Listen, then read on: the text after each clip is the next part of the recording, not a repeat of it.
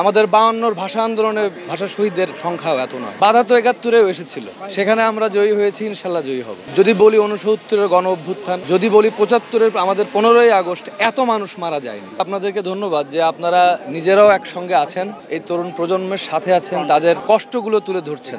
আমার আসলে একাত্মতা ঘোষণার পিছনে একটাই কারণ, আমার ভাই কেন গুলি খাবে।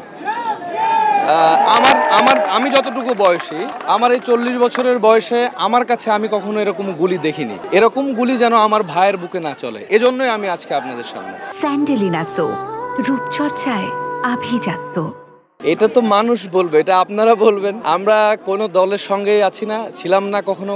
এবং আজকে যে এই যে মানে আমাদের চোখের সামনে আমরাও দেখতে পাচ্ছি, সর্বশ্রেণীর মানুষ আছেন এখানে, সর্ব ধরনের মানুষ আছেন।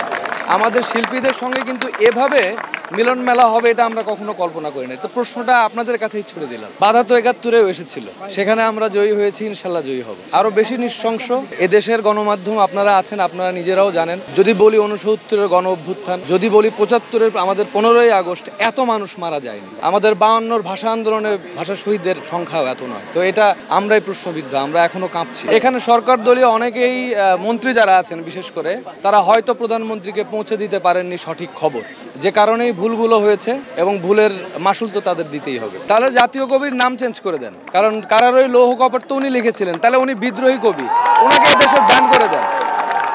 গান লেখার যাদের সাহস নেই, গান যারা লিখতে পারবে না, যারা গণতন্ত্রের কথা বলতে পারবে না, তারা তো স্বাধীন দেশে কিভাবে বাস করে, এটা আমার প্রশ্ন।